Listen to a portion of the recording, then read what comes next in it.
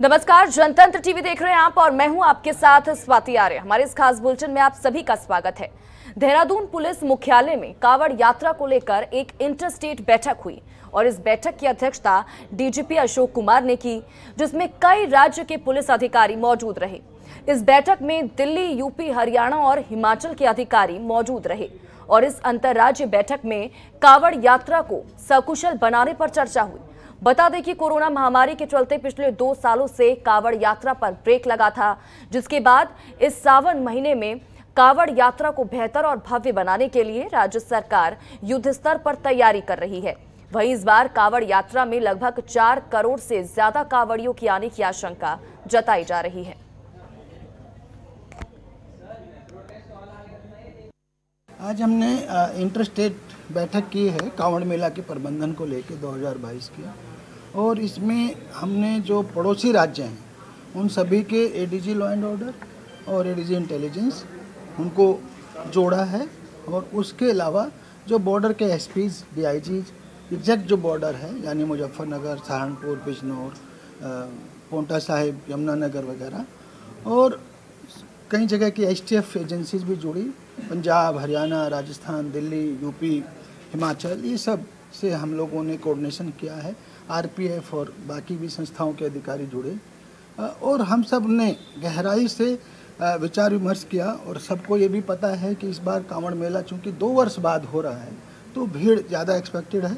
हम सब ने उसके लिए आपसी जो आइडियाज़ का शेयरिंग किया, और कैसे ट्रैफिक कैसे मैनेज करेंगे, क्राउड कैसे मैनेज करेंगे, कैसे श्रद्धालुओं से हम ये भी अपील करेंगे कि जो आ रहे हैं वो यहाँ पे गंगा स्नान के लिए आ रहे हैं, गंगा जी से जल लेकर के जाएंगे, तो कैसे उनको एक पॉजिटिव वातावरण में कैसे श्रद्धालुओं को शांतिपूर्वक आकर के बिहेव करना चाहिए, जिससे कि तीर्थ की मर्यादा भी बनी रहे और उनकी तीर्थ यात्रा भी अच्छे से हो जाए। और वहीं नौकरशाहों की कमी का सामना कर रही प्रदेश सरकार के लिए एक राहत भरी खबर है। राज्य सरकार को अगस्त महीने में उत्तराखंड आईएएस कैडर में 18 अफसर मिल जाएंगे, जिसके लिए सीधी भर्ती के वरिष्ठ पीसीएस अफसरों के प्रमोशन के लिए संघ लोक सेवा आयोग में चयन समिति की बैठक 12 अगस्त को तय हो गई है। इस मामले को लेकर लोक सेवा आयोग के उप सचिव एनके कुमार ने मुख्य सचिव डॉक्टर एसएस संधू को पत्र लिखा है। तो वहीं राज्य सरकार ने पीसीएस अफसरों के प्रमोशन का प्रस्ताव संघ लोक सेवा आयोग को काफी पहले भेज दिया था।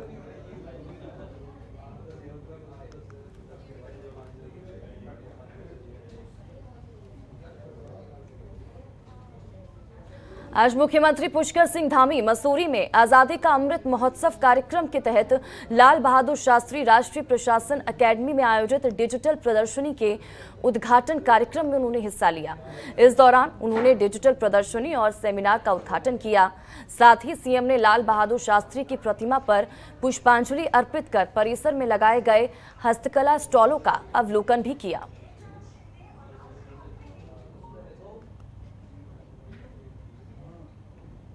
जो हमारा भारत का भविष्य कैसा होगा, जिसके बारे में आज हमारे देश के प्रधानमंत्री जी लगातार प्रयास कर रहे हैं, लगातार देश को बदलने का काम कर रहे हैं।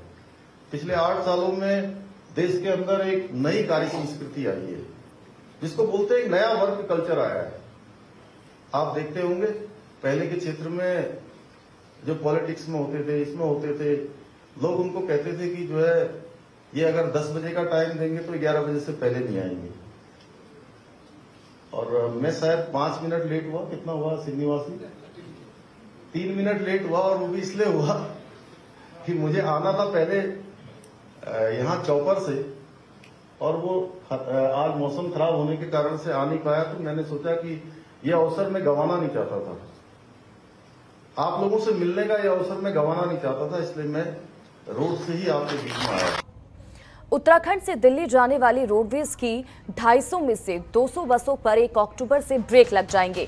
दरअसल दिल्ली सरकार ने सिर्फ BS6 बसों को ही एंट्री देने का पत्र भेजा है। बता दें कि BS6 मानक वाली 22 वॉल्वो और इसी के साथ ही कुछ अनुबंधित बसें मिलाकर सिर्फ 50 बसें ही परिवहन निगम के पास है। हाल ही में दिल्ली परिवहन विभाग के विशेष आयुक्त ओपी मिश्रा की ओर से उत्तराखंड परिवहन निगम को एक पत्र मिला है, जिसमें बताया गया है कि दिल्ली और एनसीआर में वायु प्रदूषण की स्थिति को ध्यान में रखते हुए एनजीटी ने ये निर्देश दिए थे कि 1 अप्रैल 2020 से दिल्ली में BS4 वाहनों की खरीद फरोख्त नहीं होगी और केवल BS6 वाहन ही संचालित होंगे।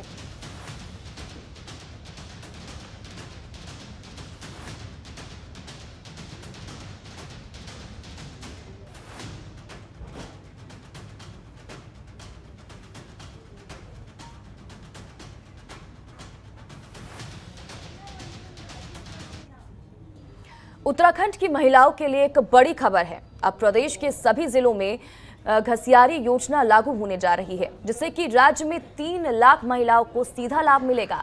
यह योजना देहरादून, नैनीताल के पर्वतीय विकास खंडों में भी लागू होगी। बता दें कि घसियारी कल्याण योजना के तहत पशुपालकों को पशुओं के लिए 25 से 30 किलो पशु आहार के वैक्यूम पैक्ड बैग दिए जाएंगे। इस आहार से दूध देने वाले पशुओं के स्वास्थ्य में सुधार आएगा और फलस्वरूप दुधारू पशु लगभग 20% तक की अधिक मात्रा में दूध देना शुरू कर देंगे।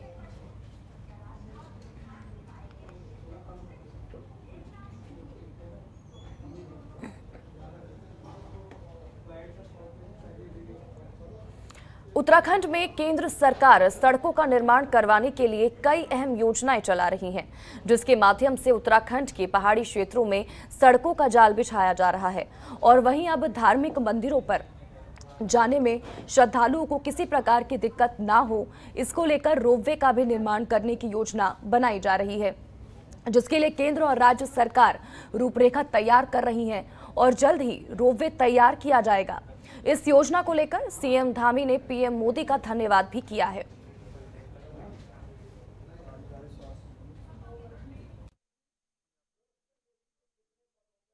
को एक व्यवस्थित तरीके से आने जाने की व्यवस्था हो, आने जाने का, रहने का सारा प्रबंध हो, उसके लिए हमने रजिस्ट्रेशन इत्यादि की व्यवस्था प्रारंभ की है।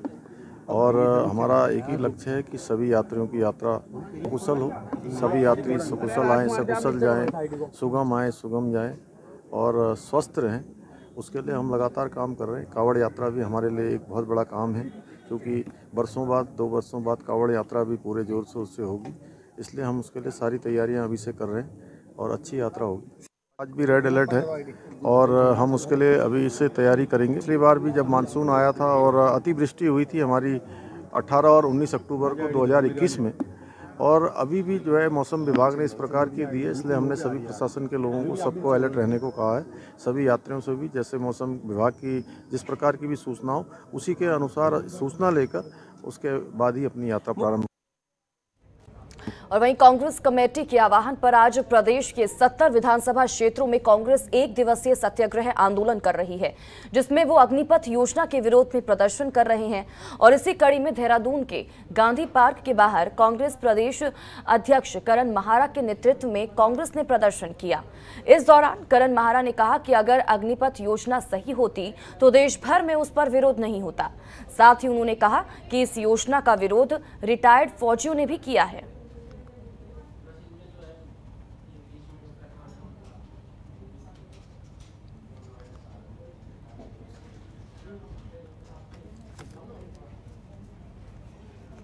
और उन्होंने कई घटनाओं को अंजाम दिया जिससे उन नौजवानों को बदनाम किया जा सके। ये बिल्कुल वैसे ही था जैसा जामिया इस्लामिया और JNU में हुआ। पुलिस की वर्दी में कई लोग ऐसे गए जो एक दल विशेष के थे और उन्होंने वहाँ मारपीट करी, दंगे किए।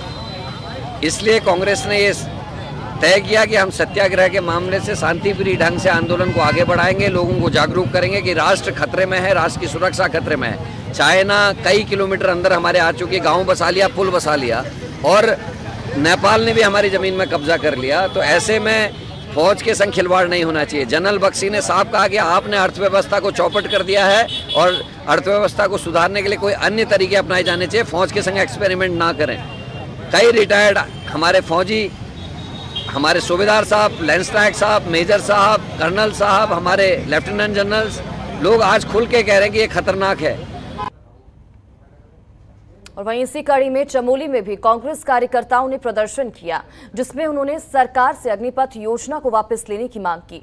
इस दौरान कांग्रेस कार्यकर्ताओं ने कहा कि सरकार ने देश की सबसे अहम संस्था के साथ छेड़छाड़ कर रही है और 4 साल की सेना की भर्ती के नाम पर सेना के साथ मजाक किया जा रहा है।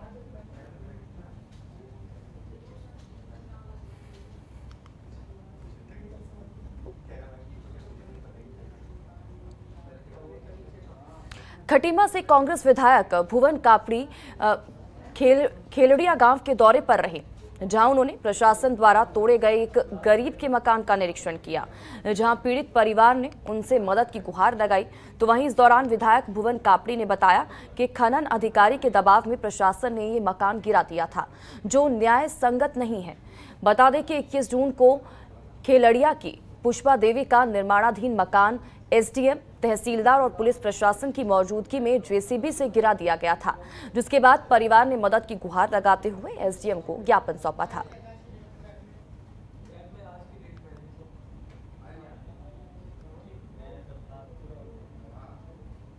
जो मकान तोड़ा गया वो एक खनन अधिकारी के दबाव में तोड़ा गया है।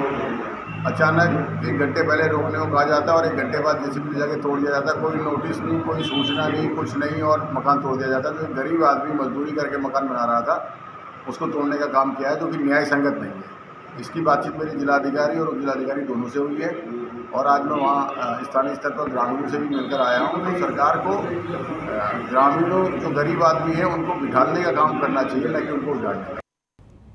ऋषिकेश में कावड़ यात्रा को लेकर पुलिस और प्रशासन अलर्ट मोड में है, जिसको लेकर गढ़वाल डीआईजी ने मुनि की रेती और आसपास के इलाकों का निरीक्षण किया और रास्तों का जायजा लिया। साथ ही उन्होंने यात्रा से जुड़ी व्यवस्थाओं का भी निरीक्षण किया। बता दें कि कोरोना काल की वजह से 2 साल से कावड़ यात्रा नहीं हुई थी, जिसके कारण पुलिस और प्रशासन की ओर से अतिरिक्त तैयारियां की जा रही हैं।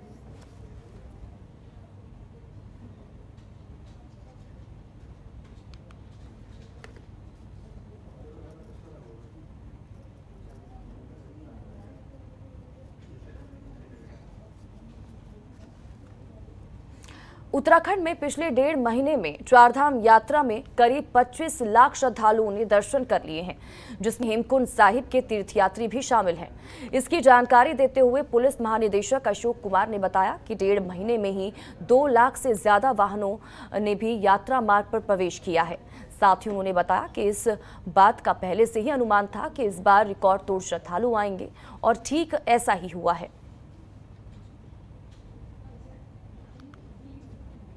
देखिए, अभी आज हमने जो डाटा रिलीज किया है उसमें हमने सभी चारों धाम का और हेमकुंड साहिब का पूरा डाटा दे दिया है, कहाँ पे कितने यात्री पहुँचे। लगभग 1.5 महीने की यात्रा पूरी हुई है, और उसी में 25 लाख प्लस यात्री जो है 25,09,981 यात्री जो है दर्शन कर चुके हैं। और अभी तक का जो ओवरऑल रिकॉर्ड रहा है 2019 का था, 34 लाख कुछ संख्या थी। तो इसका मतलब जो हमारा जो अनुमान था वो सही था कि 2 साल का जो ब्रेक आया है उसके बाद यात्रा जो है बहुत ज़्यादा बढ़ेगी। और हमने ओवरऑल देखा कि सबसे ज़्यादा जो रजिस्ट्रेशन को देख रहे थे हम, और जो मारामारी जो थी, रिक्वेस्ट थी, वो केदारनाथ जी के लिए थी। तो मैं आज भी मानता हूँ कि राज्य सरकार का ये जो निर्णय था कि उसको यात्रा को लिमिट किया जाए, विशेषकर केदारनाथ में, वो बहुत ज़रूरी था। अन्यथा वहाँ हमारे लिए बहुत ज़्यादा मुश्किल हो जाता।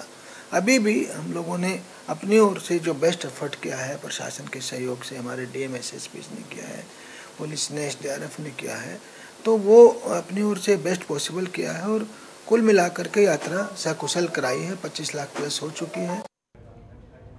उत्तराखंड में आम आदमी पार्टी नगर निकाय चुनाव और लोकसभा चुनाव को देखते हुए अपने संगठन के विस्तार में लगी हुई हैं, और इसी कड़ी में आपने 14 नए जिला सोशल मीडिया अध्यक्षों की नियुक्ति की है। आपकी प्रदेश उपाध्यक्ष और सोशल मीडिया प्रभारी उमा सिसोदिया ने पार्टी कार्यालय में संगठन में विस्तार करते हुए 19 संगठनात्मक जिलों में से 14 जिलों में नए पदाधिकारियों को जिला सोशल मीडिया प्रभारी की जिम्मेदारी दी है।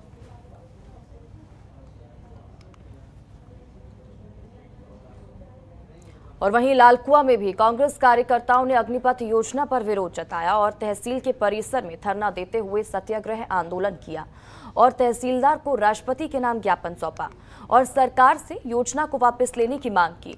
इस दौरान कांग्रेस के प्रवक्ताओं ने कहा कि अग्निपथ योजना देश के युवाओं के भविष्य के साथ खिलवाड़ करने वाली योजना है। साथ ही कहा कि 4 साल के बाद अग्निवीर बेरोजगार हो जाएंगे। योजना भारत सरकार की हमारे युवाओं के साथ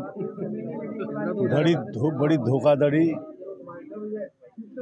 की योजना है, और विशेषकर उत्तराखंड में कुमाऊं में जहां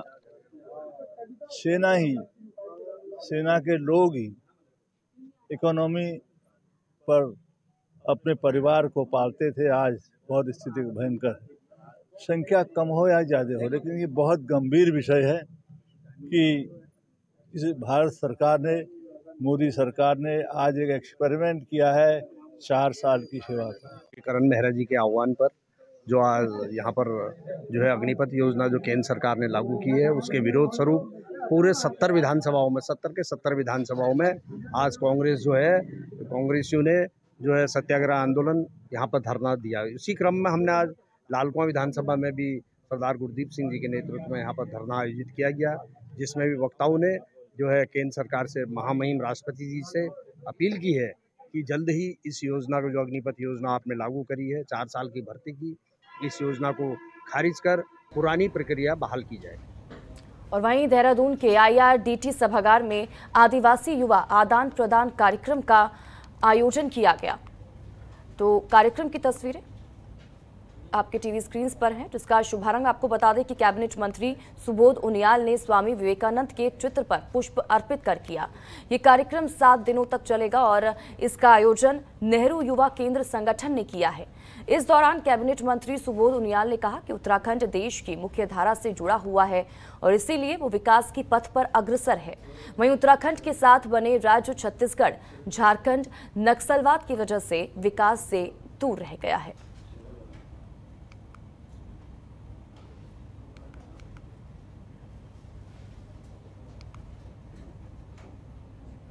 और वहीं राज्य भर में अग्निपथ योजना के विरोध में कांग्रेस सत्याग्रह कर रही है और इसी कड़ी में ऋषिकेश में भी सैकड़ों कांग्रेस कार्यकर्ताओं ने गंगा के किनारे प्रदर्शन किया और रघुपति राघव राजाराम के भजन के साथ आंदोलन किया। साथ ही सरकार से इस योजना को वापस लेने की मांग की।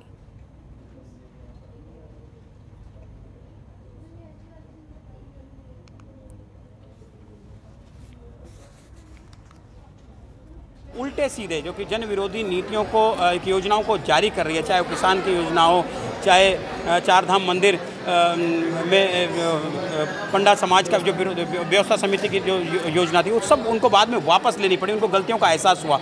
उसी प्रकार अभी इन्होंने एक योजना और चलाई है, अग्निपथ योजना, जिसमें हमारे युवा जो बेरोजगार, उनके भविष्य से खिलवाड़ करने की जो साजिश केंद्र सरकार ने रची है, और साथ साथ जो बेचारे हमारे युवा पिछले 2-3 सालों से भर्ती का इंतजार कर रहे थे, परमानेंट भर्ती का इंतजार कर रहे थे, आज वो संविदा भर्ती के लिए उनको जाना पड़ रहा है, मजबूरी पे उनको सड़कों पर उतरना पड़ रहा है। तो कहीं ना कहीं इस केंद्र सरकार के पास अपनी योजना बनाने का कोई कोई मैप नहीं है। कहाँ से सुनते हैं, किस तरह से बनाते हैं, पता नहीं चलता। और मुझे लगता है कि बहुत शीघ्र ही जिस तरह से हमारा सत्याग्रह चल रहा है, और ये सत्याग्रह तब तक चलेगा जब तक मोदी सरकार अग्निपथ योजना को वापस नहीं ले लेगी। और वहीं अग्निपथ योजना के विरोध में कांग्रेस ने नैनीताल में विरोध प्रदर्शन किया, जिसमें कांग्रेस कार्यकर्ताओं ने सरकार से इस योजना को वापस लेने की मांग की। इस दौरान पूर्व विधायक संजीव आर्य और जिलाध्यक्ष सतीश नैनवाल ने इस प्रदर्शन का नेतृत्व किया। यहां कांग्रेस कार्यकर्ताओं ने केंद्र सरकार पर आरोप लगाते हुए कहा कि सरकार सेना के साथ खिलवाड़ कर रही है। हम सबको विदित है कि केंद्र सरकार के मार्फत अग्निपथ योजना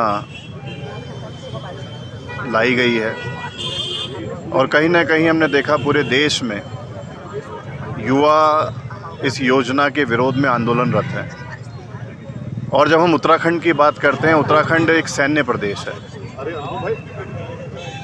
सेना में प्रत्येक 100 जवान में एक उत्तराखंड से होता है, और जब 12 अफसर बनते हैं तो एक उत्तराखंड से अफसर बनता है।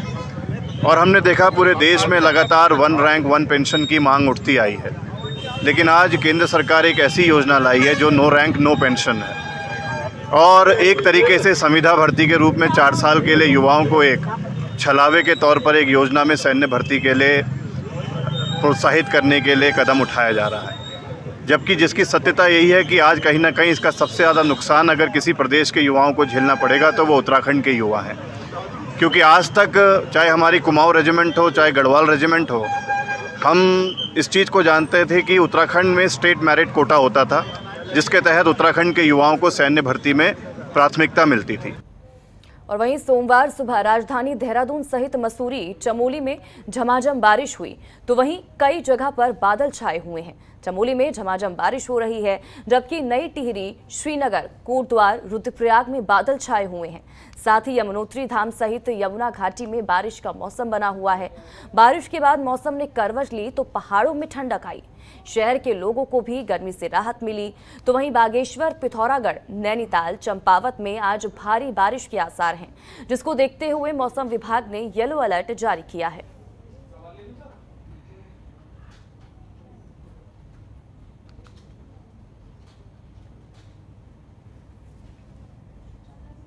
खबर उधम सिंह नगर के खटीमा से है, जहां सरकारी तालाब में नियमों के खिलाफ चल रही खुदाई पर ग्रामीणों ने जमकर आक्रोश व्यक्त किया और तालाब की खुदाई का काम रुकवा दिया। साथ ही ग्रामीणों ने आरोप लगाते हुए कहा कि तालाब की गहराई 10 फीट के मानक से ज्यादा है और इससे उनके खेतों को नुकसान हो सकता है। इसकी सूचना मिलने पर खटीमा के विधायक भुवन कापड़ी वहां पहुंचे और ग्रामीणों से बातचीत की, जहां ग्रामीणों ने उन्हें अपनी मांगों को लेकर ज्ञापन सौंपा।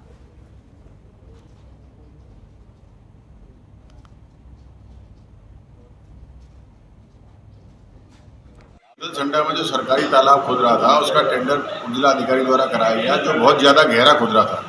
और जब भी कोई तालाब खुदता है तो उसकी ऊंचाई 5 फीट, 4 फीट, 5 फीट होती है और उसमें चारों ओर मिट्टी पड़कर उसको 6 फीट, 7 फीट किया जाता है।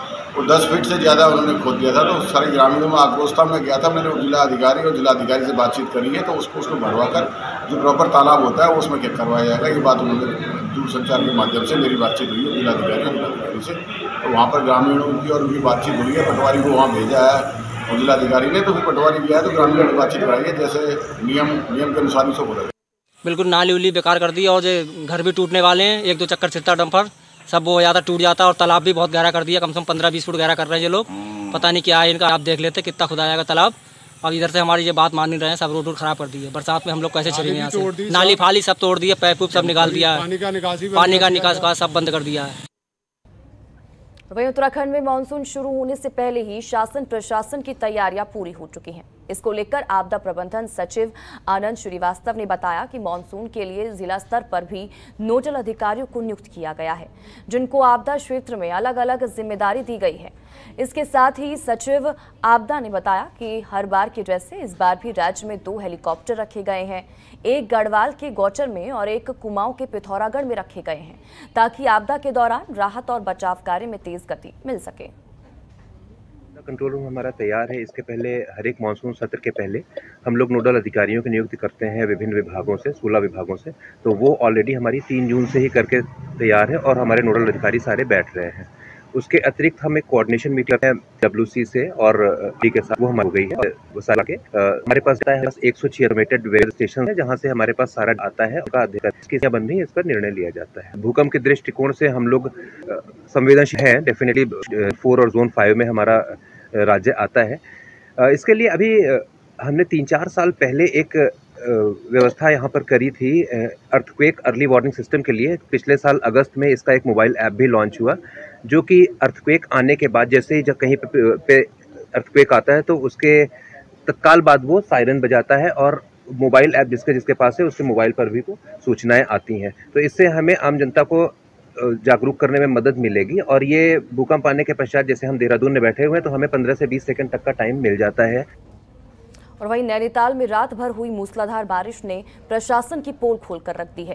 तेज बारिश की वजह से हल्द्वानी हाईवे सुबह 4 बजे से ही बंद रहा। वहीं जेसीबी का ड्राइवर छुट्टी पर होने से सड़क 4 घंटे तक बंद रही, जिसके बाद सड़क खोलने के लिए दूसरी जेसीबी को भी पहुंचने में करीब 4 घंटे लग गए। इस दौरान स्थानीय लोगों से लेकर पर्यटकों तक सभी को दिक्कत करना पड़ा। मतलब कि हमें काफ़ी दिक्कतों का सामना करना पड़ रहा है, जैसे पत्थर आ रखे हैं सड़क पे और काफ़ी परेशानी है बच्चों के साथ जाने में। बस जा नहीं पा रही है, टैक्सी नहीं जा पा रही है, दोनों तरफ रास्ते बंद कर रखे हैं।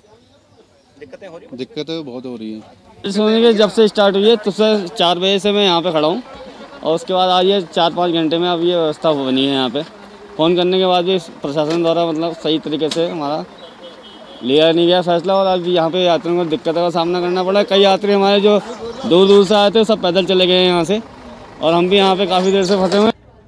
और इसी के साथ ही हमारे इस खास बुलेटिन में फिलहाल इतना ही। आप बन रहे हमारे साथ। नमस्कार। खबरों के निष्पक्ष विश्लेषण के लिए सब्सक्राइब करें Jantantra TV and press the bell icon. Never miss any update.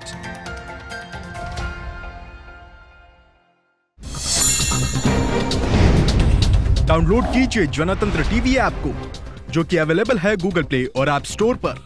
अधिक जानकारी के लिए अभी डाउनलोड करें।